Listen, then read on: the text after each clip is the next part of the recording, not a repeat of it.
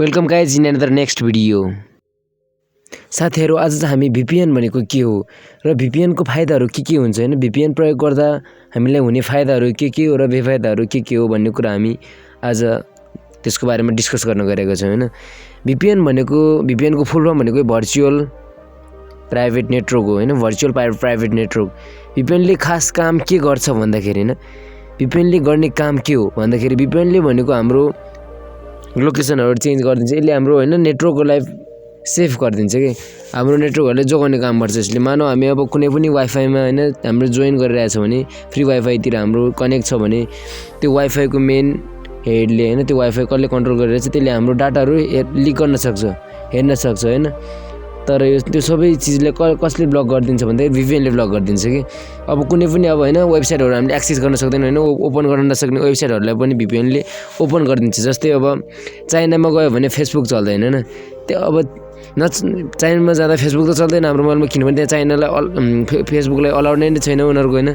त्यस्तो कन्डिसनमा हामीले VPN को काम आउँछ के। VPN छ भने हामीले त्यसमा त्यस्तो वेबसाइटहरुले पनि चलाउन सक्छौं, फेसबुकले पनि चलाउन सक्छौं। चाइनामा VPN को फाइदा भनेको चाहिँ फरक पर्दैन, बाइपास जियोस रेस्ट्रिक्सन भयो। अघि नै मैले भने नि हैन, फेसबुकमा अब चाइनामा चल्दैन तै पनि हामीले VPN भयो भने त्यसमा नि हामीले त्यो फेसबुकले एक्सेस गर्न सक्छौं, VPN ले चलाउन सक्छौं।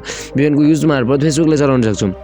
त्यस्तै अब कति वेबसाइटहरुमा हैन अब अमेरिकामा मात्र चल्ने भन्ने वेबसाइटहरु नेपालमा नचल्ने अमेरिकामा चल्ने भन्छ नि त। जब वेबसाइट हामीले लगइन गर्न खोज्छौं, वेबसाइट चलाउन खोज्छौं नि, त्यसपछि हामीलाई उनीहरुले हाम्रो सबै डिटेलहरु दिन्छ, कहाँको भन्ने कुरा उनीहरुले लोकेसन थाहा हुन्छ।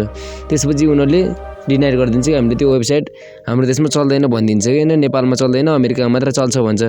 तर त्यो कन्डिसनमा हाम्रो मोबाइलमा VPN कनेक्ट छ भने हैन, VPN जोइन छ भने त्यस्तो एप पनि चल्छ कि, हाम्रो लोकेसन चेन्ज गरिदिन्छ, अमेरिका हो भनिदिन्छ अनि हाम्रो मोबाइलमा पनि चल्छ कि।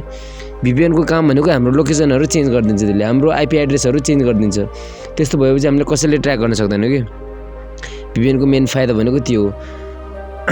अनि अर्को फाइदा फ्री फ्रम अनलाइन सेन्सरशिप, कसैले हामीले उस गर्नै सक्दैन, ट्र्याकै गर्न सक्दैन के। अनि सेफर टर्नेटिङ, network scalability, increase online privacy, main privacy बढ्ने हो। र अब यसको यति धेरै फाइदा हुनुको साथसाथै यसको बेफाइदा पनि छ कि।